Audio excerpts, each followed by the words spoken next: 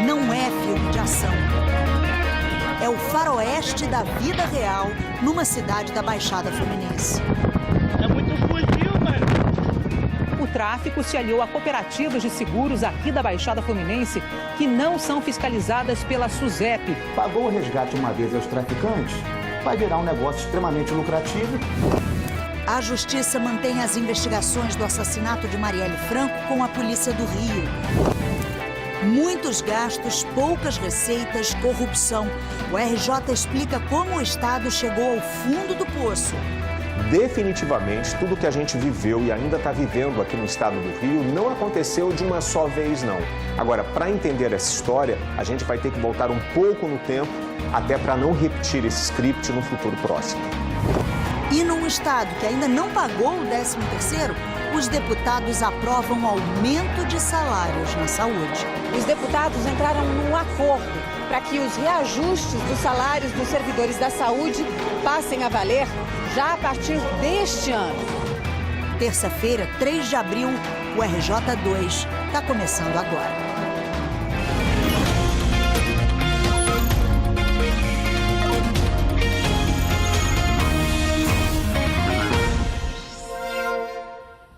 Olá, boa noite.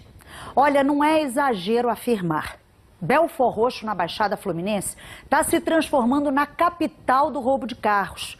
É o que revelam os dados mais recentes do Instituto de Segurança Pública. Vamos dar uma olhada aqui. Em fevereiro, a Baixada Fluminense, como um todo, teve até uma pequena queda de 1% nesse tipo de crime. Foram 1.401 casos no ano passado e 1.376 este ano. Mas em Belfor Roxo, esse crime não para de crescer. Foram 175 em fevereiro de 2017, olha só, 266 em fevereiro desse ano, 52% a mais. E esse crime está crescendo na cidade faz tempo. De 2003 a 2015, não eram nem 1.000 ocorrências por ano, olha só. Em 2016, já foram 1.255 ocorrências. E no ano passado deu um salto para quase 2.000 ocorrências, 60% a mais. Vamos ver a reportagem da Beth Lucchesi. Sem policiamento nas ruas, os bandidos fazem o que bem entendem. Esse bando circulava pelo bairro Bom Pastor, em Belfor Roxo. Eles fazem isso porque sabem que, se presos, não vão permanecer muito tempo. A Polícia Civil afirma que eles pertencem a uma quadrilha especializada em roubo de veículos. 2 homens que aparecem nas imagens foram identificados. Guilherme Albuquerque da Silva teve 2 anotações criminais quando era adolescente, por roubo e tráfico. Rafael Anjos Gomes possui 4 passagens pela delegacia por roubo de carros e carga. Nessa foto, Rafael está ao lado de outros 2 bandidos. Homens que têm mandados de prisão expedidos pela Justiça por terem participado da tentativa do roubo de carro de Michele Araújo em janeiro, também em Belfor Roxo. Michele estava grávida de 8 meses e levou um tiro na cabeça. Ela e o bebê sobreviveram. O crescimento do roubo de veículos aqui em Belfor Roxo preocupa não só moradores, mas também quem precisa circular pelas ruas do município. Nunca na história houve tantos casos como neste ano. Foram 270 em janeiro e 266 em fevereiro.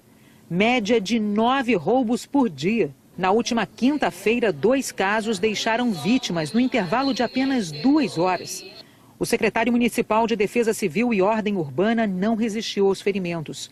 Marcos Vander Silva de Oliveira era PM aposentado e os bandidos perceberam que ele estava armado. A professora Tânia Maria da Silva Lima levou 2 tiros na cabeça e morreu hoje no hospital. No início da reportagem, nós mostramos traficantes armados circulando por ruas de Belfor Roxo. As investigações mostram que eles são da região de Santa Teresa, na Baixada Fluminense. O chefe do bando é Geonário Fernandes Pereira Moreno, conhecido como Genaro. Essa quadrilha não rouba carros para lucrar com a venda de peças, mas para se beneficiar de um esquema ainda maior. Segundo a polícia, o tráfico se aliou a cooperativas de seguros aqui da Baixada Fluminense que não são fiscalizadas pela SUSEP, a Superintendência de Seguros Privados. Essas cooperativas, elas têm um prazo maior para pagar essas pessoas que são roubadas, né? Só que eles tentam, antes, conseguir recuperar esses veículos. Só que nós sabemos que o norte-americano não paga resgate, o russo não paga resgate. Pagou o resgate uma vez aos traficantes, vai virar um negócio extremamente lucrativo e eles vão ordenar que outros roubos sejam praticados porque eles vão receber rapidamente a quantia que eles desejam. Eu converso agora com o Fernando Veloso, nosso comentarista de segurança pública. Veloso, boa noite. O que está acontecendo em Belford Roxo? Boa noite a todos. Olha, como o delegado disse, o resgate está sendo pago, mas a população de Belford Roxo continua refém. Belford Roxo, a gente tem aqui, para explicar melhor às pessoas, a gente tem esse mapa da região de Belford Roxo, ele está completamente dominado, essas áreas são dominadas por facções criminosas. Já houve milícia aqui, foram expulsas por essas quadrilhas de tráfico, né? Então a gente tem diversas áreas aqui. Facções rivais, né? Em cores rivais. diferentes. A gente difere por cores. Tanto uma quanto outra operam dessa maneira. Empregam menores no roubo de veículos, trazem esses veículos para dentro dessa região e aí é que começa o negócio deles. Pois é, eles estão diversificando o crime, diversificando. Né? É uma nova atividade de negócio que o tráfico descobriu e bastante lucrativa. A gente vai modificar o mapa agora para ser um pouco mais preciso. Essa quadrilha que está sendo identificada agora pela essa investigação da Delegacia de Belford Roxo, eles usam principalmente essas 3 regiões aqui, Gogódaema, Guaxa e Santa Teresa. Para cá eles trazem os veículos. Se os veículos forem segurados, é o que o delegado disse, eles recebem um percentual dessas pequenas cooperativas que gira em torno de 10%. Pagam bem menos do que isso para os menores roubarem os veículos. Os veículos que não forem segurados, eles levam para um desmanche e aí fazem lucro com esses veículos também. E a população fica refém de um maior número de roubos, de um risco maior e paga mais pelo seguro, porque grandes operadoras não querem operar ali. Obrigada, Veloso, pelas informações. E olha, faz 20 dias do assassinato da vereadora Marielle Franco, do motorista Anderson Gomes. Até agora, ninguém foi preso. Hoje, o Conselho Nacional do Ministério Público decidiu que a investigação do caso vai continuar com o Ministério Público Estadual. Foi no dia seguinte à morte de Marielle Franco e Anderson Gomes que a Procuradora-Geral da República sugeriu a federalização da investigação. No dia 16 de março, Raquel Dodge enviou ao Ministério Público Estadual um ofício informando que tinha designado 5 procuradores federais para iniciar o processo de federalização. O Ministério Público Estadual entrou com uma reclamação no Conselho Nacional do Ministério Público para preservar a autonomia do MPE. O Ministério Público do Estado fez esta reclamação para evitar a interferência dos procuradores federais nas investigações sobre as mortes de Marielle e Anderson. Hoje, o Conselho Nacional do Ministério Público deferiu uma liminar, aceitando os argumentos do MPRJ. De acordo com a Constituição Federal, só pode acontecer quando há desídia, negligência, falta de interesse político ou falta de condições materiais das autoridades locais de conduzir as investigações, o que em momento algum se demonstrou. Na decisão, o relator do Conselho, Eric Venâncio, diz que não há justificativa plausível para mover a máquina pública em duplicidade, com gastos de tempo, material e pessoal de forma desnecessária, já que as autoridades competentes estão efetivamente empenhadas em solucionar a questão. E encerra orientando os procuradores da República designados a abster-se de quaisquer atos que extrapolem suas atribuições legais e constitucionais, preservando-se a integral autonomia do Ministério Público do Estado do Rio de Janeiro na condução do caso. E olha, quem tiver informações que possam ajudar nas investigações pode e deve ligar para o Disque Denúncia. Até agora o serviço recebeu 79 denúncias. O telefone, você sabe, é o 2253-1177. E o RJ2 está exibindo essa semana uma série de reportagens sobre a crise no Estado. Hoje, os repórteres Rogério Lima, Mariana Salovics e Elter Duarte vão mostrar os principais motivos que levaram o governo para o fundo do poço.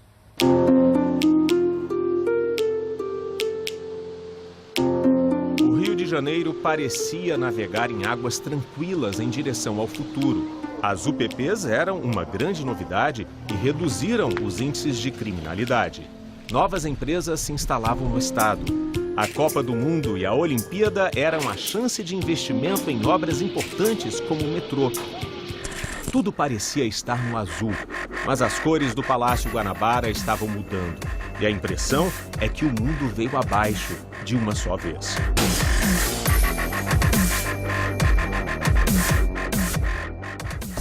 Definitivamente, tudo que a gente viveu e ainda está vivendo aqui no estado do Rio não aconteceu de uma só vez, não. Agora, para entender essa história, a gente vai ter que voltar um pouco no tempo, até para não repetir esse script no futuro próximo. O estado fechou 2017 no cheque especial e ficou até meados de dezembro do ano passado sem nenhuma condição de fazer novos empréstimos para pagar as contas, como o salário dos funcionários. O Feijó aponta alguns motivos para o caos financeiro, mas vamos por partes. Não ter tomado as medidas de ajuste quando necessários e no período de bonança não ter guardado, né? Então, achar que o período de bonança ia se continuar por muito tempo. É importante guardar na hora que está bem, porque sabemos que os ciclos econômicos, eles meio que se repetem, as crises voltam, aparecem. O Otto fez exatamente o que o Estado não fez. Ele tem um restaurante tradicional na Tijuca e abriu outros empreendimentos. Mas a crise chegou, começou a faltar dinheiro para pagar fornecedores e funcionários. A decisão foi drástica, ele cortou na própria carne. Para salvar a minha empresa principal, eu tive que começar a encerrar as empresas que atuavam em outros segmentos e que não eram lucrativas. Já não eram mais. Foram lucrativas, mas que a partir de um certo momento, em função já no início, logo no início da crise, se tornaram deficitárias. O governo do Rio fez o contrário. Foi aumentando despesas fixas, aquelas que a gente é obrigado a pagar todo mês. Olha esse gráfico aí. Entre 2013 e 2017, as despesas com os funcionários públicos ativos e inativos, por exemplo, aumentaram 10 bilhões de reais. Se a gente considerar tudo que fica nos cofres do Estado depois dos repasses obrigatórios aos municípios, 67% dessa receita foram gastos só com funcionalismo. O teto da Lei de Responsabilidade Fiscal para despesas com funcionário público é de 60%. Se o pessoal é uma despesa obrigatória, ela vai comprimir o que a gente chama de despesas discricionárias. E dentro da despesa discricionária, você tem a manutenção e você tem o investimento. A manutenção é o dia a dia. O investimento é algo novo, como acontece na casa de qualquer um. Rodovia, infraestrutura, a nova estação do metrô. Quando a despesa obrigatória cresce, naturalmente o investimento cai e a gente vê isso nas finanças do Estado. Além de aumento de salários e contratações, a gente tem um crescimento explosivo da Previdência Social. Não só no Rio de Janeiro, mas também no Brasil como um todo. Então esse crescimento da Previdência Social também teve um esforço significativo na situação que a gente chegou hoje. Realmente, olha só o gráfico dos gastos do governo do estado com Previdência. Aumentaram em 6 bilhões de reais de 2013 para 2017 e chegaram a quase 18 bilhões no ano passado. Mas como o estado conseguia manter esses gastos antes das contas virarem uma confusão? E por que a crise foi atingindo cada setor, um efeito conhecido por todo mundo? A primeira questão é deixar claro que o Rio, de fato, sentiu mais a crise econômica do que o restante do Brasil. Principalmente porque os setores fortes do Rio de Janeiro foram os mais afetados pela crise que o Brasil viveu. Praticamente, o setor de petróleo e gás, onde o Rio é o grande líder nacional, o setor automotivo e a parte da construção civil. Quem aí já ficou sem dinheiro no fim do mês e precisou usar o cartão de crédito para bancar as despesas de casa? Mas a fatura chega e você não consegue pagar. Aí vem os juros e mais juros e a dívida vira uma bola de neve. Com o nome sujo na praça, sem crédito, ninguém te empresta um centavo. Fim dessa história? Falta dinheiro até para o básico. De uma maneira simplificada, foi isso que aconteceu com o Estado. E com um agravante, o governo aumentou despesas fixas, confiando num tipo de receita altamente variável, os royalties do petróleo. Valor pago pelas empresas aos governos, uma espécie de indenização por estarem explorando uma riqueza que não é renovável. Só que os preços do petróleo despencaram a partir de 2014 e o dinheiro dos royalties minguou nos cofres. Ainda teve a crise na Petrobras, que parou vários investimentos. Oi, Elter. De certa forma, foi o que aconteceu com o Aloísio. Ele é publicitário, sempre teve emprego fixo e dobrava a renda com trabalhos extras. Mas com a crise, os chamados freelas sumiram. ele ficou com um buraco no orçamento. Tivemos que mudar para um apartamento menor. Telefone, plano de internet, de TV, mais ou menos por aí. Tiveram que ser cortados também. Já falamos dos gastos com funcionários, da explosão da Previdência do Estado, do aumento das despesas fixas com base numa receita que não é garantida. E o esquema de corrupção de proporções épicas que, segundo as investigações, foi comandado pelo ex-governador Sérgio Cabral. Essa avalanche de desvio de dinheiro público roubado aprofundou a crise. Aqui na Receita Federal, a resposta é sim. A Receita ajuda a Polícia Federal e o Ministério Público na busca de provas nas operações Lava Jato e Calicut. Até agora, os auditores já comprovaram fraudes no valor de 3,230 bilhões de reais. Por enquanto. Isso é mais da metade do dinheiro que faltou para fechar as contas em 2017. E é só dinheiro de impostos federais que não foram recolhidos. Não tem dinheiro de propina nessa conta, não. O superintendente da Receita no Rio explica que, além do prejuízo óbvio para os serviços públicos, o ambiente de corrupção afasta investimentos. E eu acho que o mercado como um todo tem conhecimento de qual é o jogo que está sendo jogado, né? Então, aqueles que se dispõem a jogar o jogo vão pagar um preço para poderem entrar no jogo, né? Outros sequer se interessam a entrar nesse jogo. E o prejuízo é da sociedade, porque quanto mais empresas atuarem aqui, melhor o ambiente competitivo, maior arrecadação de impostos, maior a quantidade de serviços que o Estado pode fornecer à sociedade, retorno para a sociedade. Amanhã a gente vai falar da dívida do Estado. Você tem ideia de quanto cada um de nós teria que desembolsar para pagar a dívida? Falta de gestão, corrupção, falta de investimento como consequência. Não é à toa que a população do Rio de Janeiro está vivendo essa dificuldade toda. E mesmo com tantas dificuldades, sem ter pagado o 13º do ano passado, deputados estaduais aprovaram hoje, por unanimidade, um aumento para parte dos servidores. O projeto de lei enviado à Alerj pelo governo também previa reajuste de salários, mas só depois do fim do regime de recuperação fiscal, que termina em 2020, mas pode ser prorrogado até 2023. O acordo firmado com a União para tirar o Estado da crise proíbe aumentos e novas despesas. O projeto de lei enviado pelo governador foi modificado aqui na Alerj. Os deputados entraram num acordo para que os reajustes dos salários dos servidores da saúde passem a valer já a partir deste ano. Para isso, é preciso a aprovação do Conselho de Supervisão do Regime de Recuperação Fiscal. Dá para o governo assumir essa despesa, que não será mais de 250, 280 milhões de reais por ano. Não vai gerar um impacto tão grande, não vai prejudicar tanto as contas públicas. Mas a gente precisa ficar de olho. O entendimento é que com os 12% constitucionais da saúde, seja possível absorver esse plano de cargos e salário. Os reajustes vão ser implementados ao longo de 4 anos. Mas a questão é, um Estado que mal consegue pagar os servidores vai conseguir dar aumentos? Não me parece adequado comprometer-se com novos reajustes. A gente está falando de um governo do Estado do Rio que está gastando acima do limite permitido pela Lei de Responsabilidade Fiscal com o pessoal. Um governo do Estado que recentemente veio atrasando intensamente salários. Então, infelizmente, embora seja bastante legítimo que as categorias lutem por aumentos, não há espaços para reajustes nesse momento. Agora, é preciso convencer o Conselho a autorizar os reajustes. Foi uma conquista histórica, sabemos que teremos ainda um adversário pela frente, mas isso já será um outro momento e a gente já está se preparando há algum tempo para esse devido enfrentamento. A lei precisa também ser sancionada pelo governador Luiz Fernando Pezão. O governo do estado declarou que, como o projeto original sofreu modificações, a área jurídica vai precisar analisar o projeto de novo. E morreu hoje, aos 81 anos, o jornalista Luiz Garcia, ex-editor de opinião do Globo.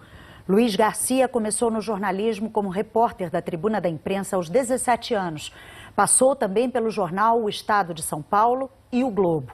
No final da década de 1960, trabalhou na revista Veja e se mudou para Nova York, onde foi correspondente. Ao retornar ao Brasil, retomou seu trabalho no Globo, no Rio, onde ficou por décadas. Foi editor-chefe, adjunto, editor-chefe e, em seguida, editor de opinião.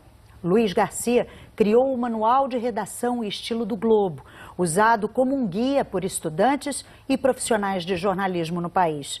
Hoje, ele sofreu uma parada cardíaca e morreu aos 81 anos. Nós somos intermediários, supostamente, entre a sociedade e o Estado. Nós somos um canal de comunicação. Essa é um dos nossos alimentadores mais importantes.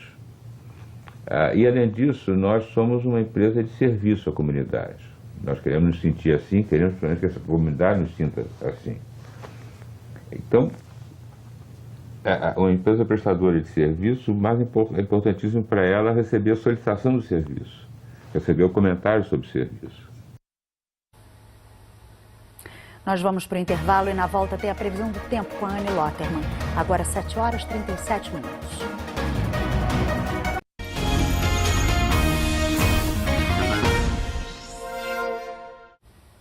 O movimento Vem Pra Rua faz, neste momento, um ato na praia de Copacabana. Essas são imagens ao vivo da Avenida Atlântica, que está interditada no sentido Leme, entre as ruas Francisco Otaviano e Miguel Lemos. É uma manifestação contra a corrupção e acontece na véspera do julgamento no Supremo Tribunal Federal de um habeas corpus preventivo que beneficia o ex-presidente Lula.